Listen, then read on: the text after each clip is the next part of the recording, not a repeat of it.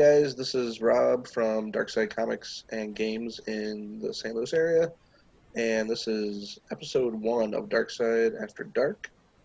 Um, Joined with me is Brandon, Hello. Jacob, Hello, I'm you, off camera. you can't see, Ryan, Hello. and Thomas. Hey. Just give you a quick feel for what this is we're mostly going to be talking about Magic, what we like, don't like, blah, blah, blah, news of the day. Sometimes we might go off topic, talk about other things, but we're going to try to keep these around 30 minutes or so. So, just kind of bear with us. We're all kind of new to this, so hopefully you guys enjoy. So, Jacob, so what we got first on the plate? So first we have Ikoria, Lair of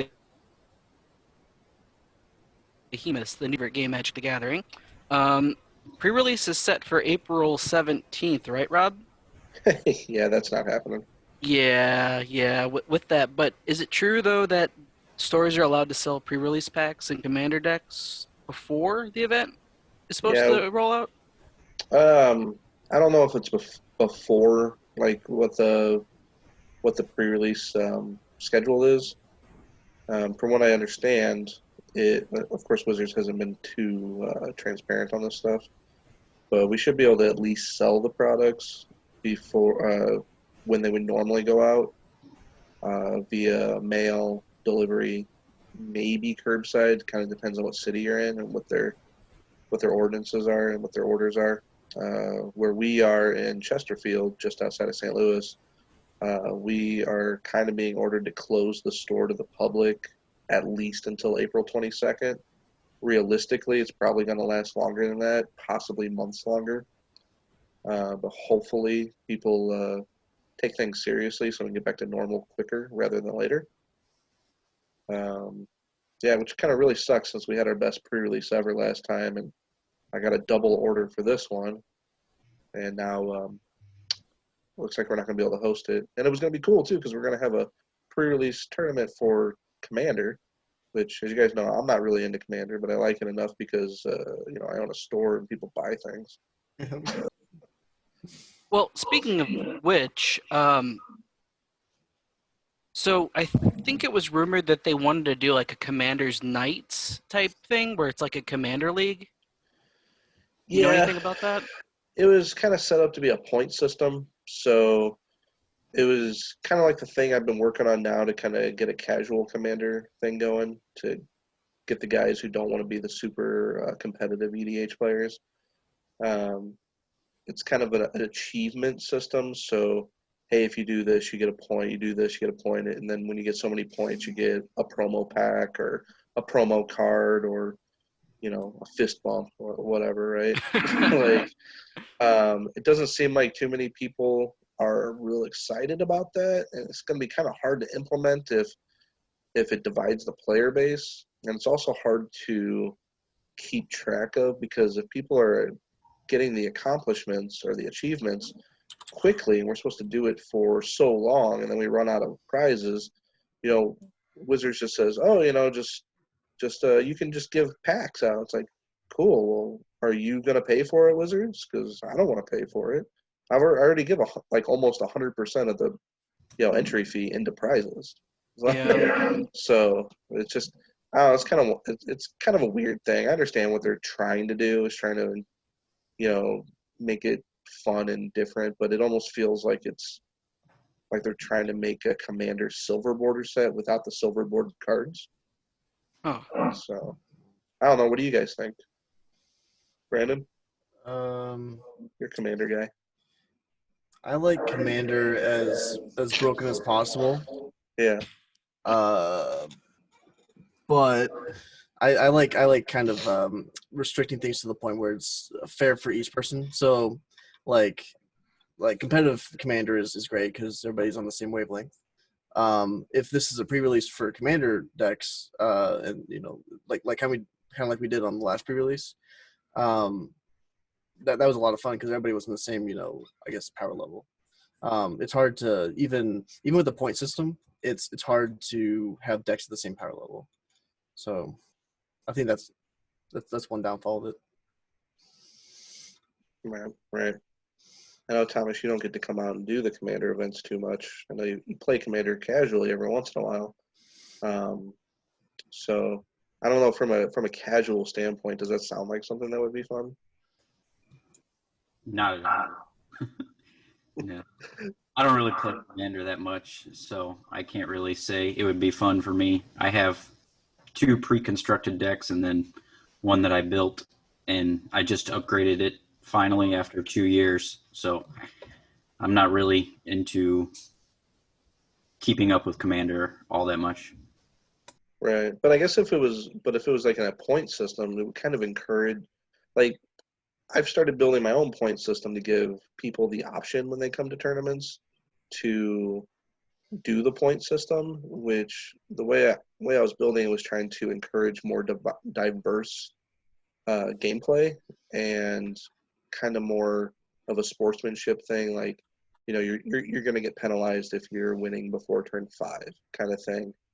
But you're going to get extra points if you eliminate opponents by doing multiple different means via commander damage, or like one of them I had was a lot of points was to eliminate a player using their own card or spell, like their own creature or spell, which I thought was kind of a unique one.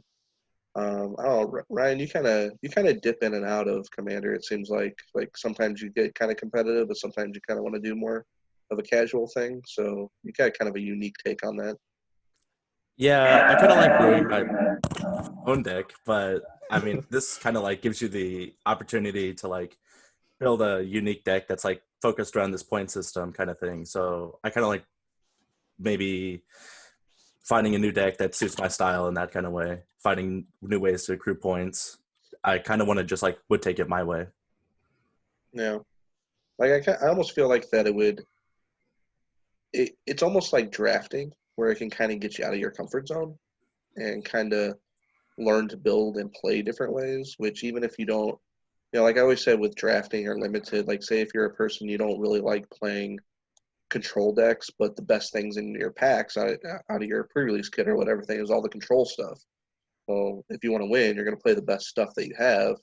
And then even if in the end of the day, if you don't like playing that style of game, you're probably going to understand it better and at least be able to play against it better than you did beforehand. And that can be for anything, burn, aggro, whatever. Yeah, we haven't heard from Jacob yet on this topic. What do you think, Jacob?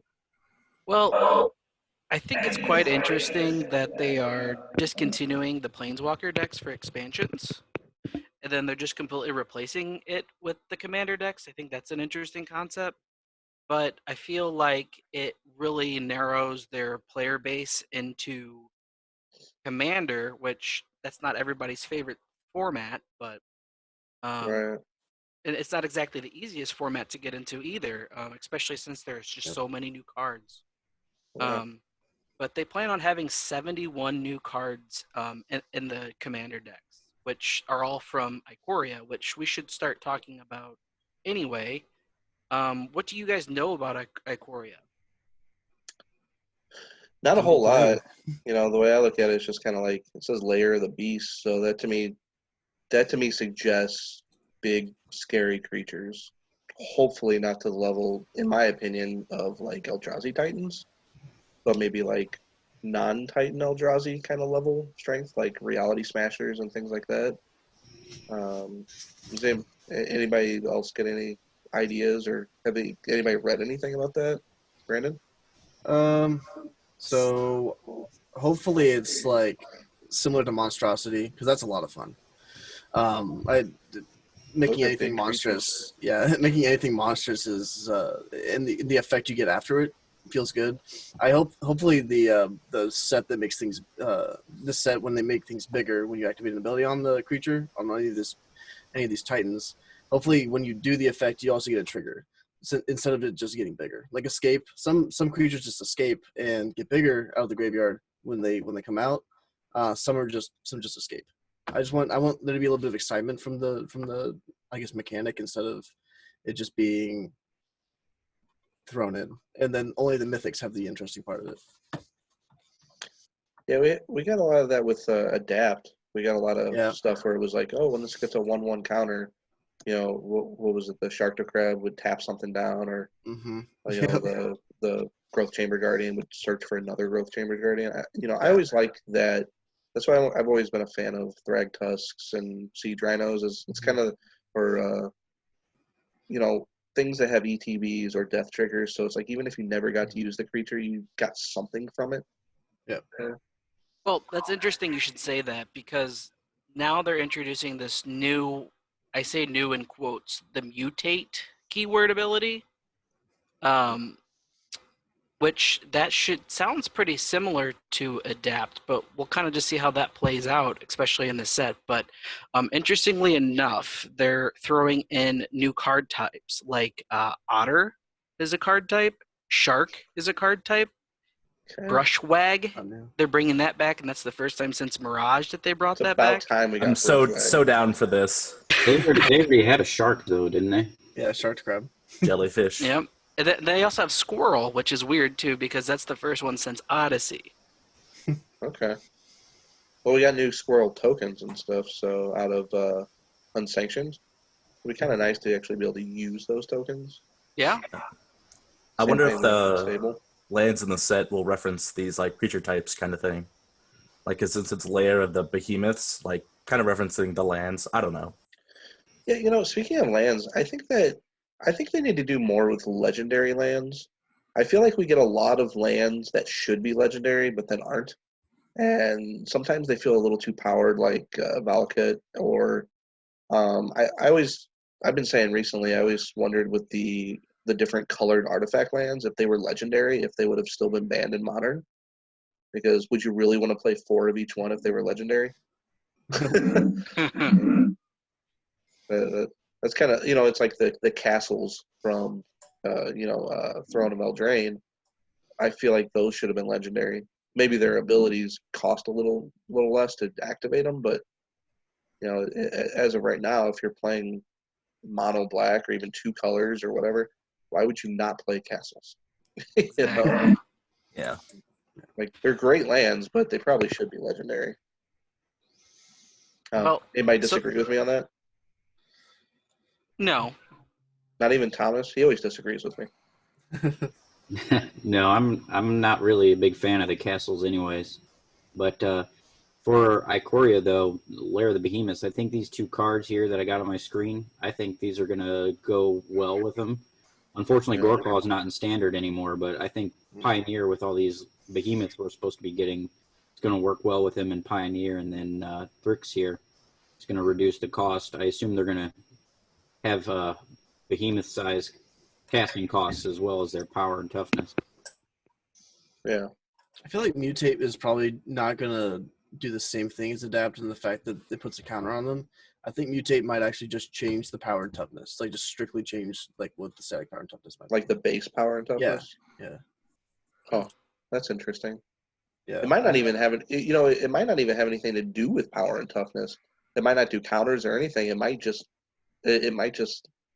give it a new creature type, which could be relevant if they're going like some That'd be kind of really weird tribal thing, or it could even just give you effects. Draw cards or fight something or whatever it could be. The guys that kind of level up, but you like pay Yeah. like Boros into it and the Boros into it to make it different creature types and they get better and better. Yeah. They might have like templated that different to kind of do that. Yeah, I always like those two. It always kind of drove me nuts with levelers, how you can only do it at sorcery speed. Because Yep. a lot of them were just, when you're paying 3 mana to put a level counter on something, that feels real bad when you do it, and then your opponent just kills them anyway, and then you didn't get nothing out of it. I think it might be like a werewolf mechanic from like original Innistrad, where it like flips to the backside of the card, or Oh, like Eldritch Moon, something like that. that's Or, like, actually mutates into. I didn't even think about that at all. But like flipping it over, like mutating, literally transforms it. That Wow, would, return of flip cards. I like it. I mean, it Well- might. Yeah. So the other mechanic that's being introduced is called foreshadow. So what do you guys think that's all about? Well, we had forecast. So. Oh man, I don't know. You guys Forecast talk. is I'll fun. think on it for a second. Foreshadow is probably going to be a one-off ability where you use your forecast ability some point in the turn. Might be restricted to like only end step or only upkeep or only during a certain event happening in the game. Then you can use the forecast, not forecast, foreshadow. And then once you've used it, it goes into maybe exile or something like that, and you can cast it. Sort of like an adventure or something like that. I think it's going to be like Amplify, where you play a creature and you like reveal the creature in your hand. It's like, I have more of these. I am going to show you that this is what's going to come down the line. This is But your right now, future. this Yeah. guy's just going to get like a +1/+1 counter or whatever. Yeah. It's gonna be With something with that, revealed that could. command. You go ahead, Thomas. I'll speak after you. I was just saying, I agree with Ryan. It's probably got something to do with showing stuff in your hand, just showing people, Mhm. hey, this is what's coming soon. It'll like reduce the cost of it if you reveal it in your hand or something, at the expense of them knowing what's coming and can possibly prepare for it. Oh, like the old merfolk from like Ixalan or whatever, where you have to like reveal another merfolk, but when it enters, you draw a card. Yeah. Well, I was thinking after Ryan had come up with that, I was thinking, remember the old lands like Auntie's Hovel and things like that were specific? Like, It's a what if we creature got type. like dual lands like that, and say instead of it coming in untapped, if you revealed the creature type, it would like just come in tapped, but you can add a mana of any color, like right then, because then you have to use the mana during your main phase, and you can't like have it later. That's like a weird take on the old Shadow over Innistrad lands, where you have to like reveal a basic or whatever. Oh yeah, like What's it the called? slow lands or whatever. Or those are the like buddy lands. Oh, I think they're just bad. We should call them bad lands. There's already a card called that. Yeah, But, let's not get confused, guys. I was kind of thinking with foreshadowing, it's possible that it could be, you might have a creature that when it enters the battlefield, it might trigger some ability that happens at your end step, like if something else happens. So it's like you have a creature enter, and it's just like, at the beginning of your end step, if a creature you didn't control died this turn, something happens. But if the creature's not there at your end step, it doesn't work, or something. What was the dinosaur from Ixalan that you revealed to put like assassin counters or whatever? Oh, Tezzamok. Oh, Tetsumak, yeah. Yeah. I Yeah. wonder what ability was that? It felt like a one-off. Yeah, He was like the only thing that had that. Yeah. Maybe it was like a test. I always thought he'd be fun with Ilhark.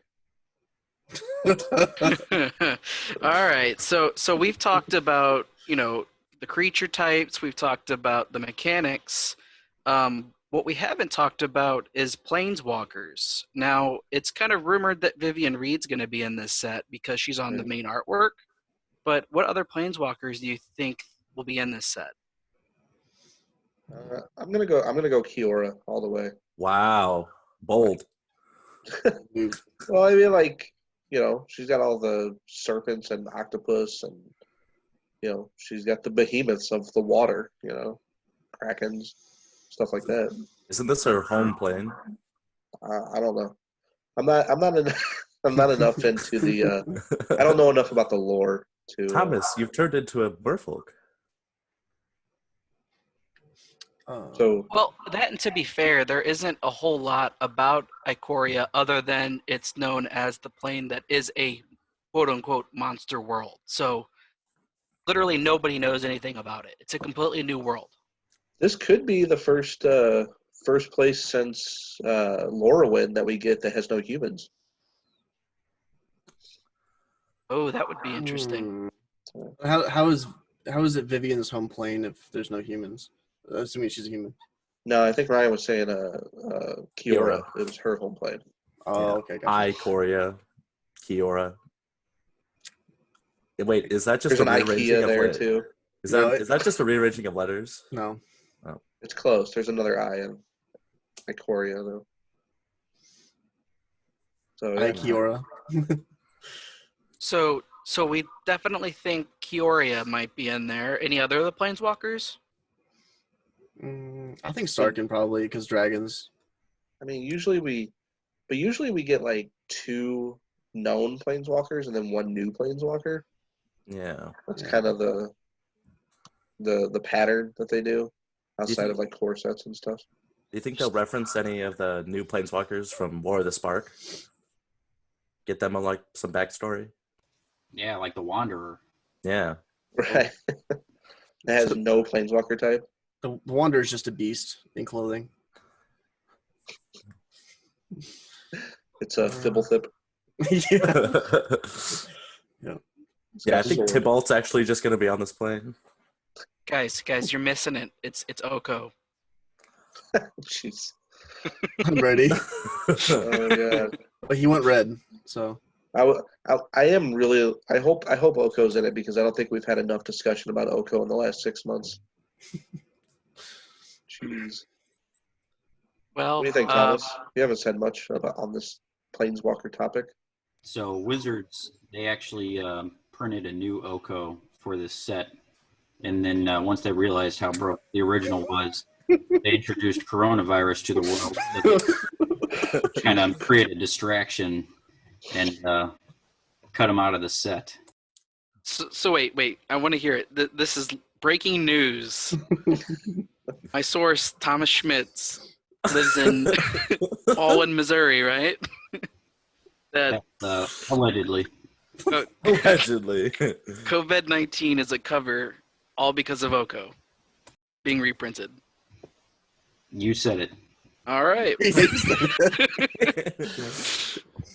I heard it was an advertisement for The Last of Us Part 2. Oh. No. Yeah, this is just the first strain. Then they're gonna all turn into mushrooms. There's going to be a bunch of clickers everywhere. Yeah. My dog would freak out. He freaks out when we try to use the clicker to train him. So one of them does anyway. All right, Jacob, what we got next on this topic? So I don't have much for Ikoria. Let's see. There was actually one more thing that I wanted to talk about, but It says there's a 16th card in the boosters. yeah, that's interesting. Huh. Is that the Is flip it- card? It says it's going to be a token or emblem, and I then, knew it! and then Oh, the advertisements on the backside, which we need. And then there's also double-sided keyword counters. Set of double-sided keyword counters. I knew it. That's interesting. I guess once you mutate, it has a mutate little counter on it. But I think they're going to have trample counters, flying counters to give things trample, flying things like that, and it's going to be crappy little cardboard counters like they did the plus -1 counters back Brick in, counters. But what if they all flip like Arlen Cord, where they just like keep flipping over and over again, but Yeah, somehow you can it's just a different zero, card keep each time? flipping it over. Yeah. They won't be cards; they'll be like cubes. So you like flip to each side. Like That would change 3D, everything. man. I'll Yeah. give my planeswalker trample. I'm represented by this loyalty trample counter. Yeah. All right. Well, I think that that's pretty much everything for this first episode. Unless anybody has anything else to say about Ikoria, you know. I hope that Simic is not the strongest color. Oh, you know, I hope there's no cards with Flash. I'm tired of Flash. Yep. Had enough. Yeah. What's the point of having turns if everything's gonna have Flash? We're gonna have Flash lands. It's gonna be awesome. All right. Well, I guess that'll we'll wrap up there, and I guess join us we'll do a second episode here pretty soon, and hope you guys come back. Whoever's watching, if anybody's watching, you know, first episode, so never know. And yeah, leave us some comments. Try to be civil, and you know, internet as civil as you can, I guess. But yeah, thanks for joining us, guys, and we will see you next time. Bye. Bye. Go first.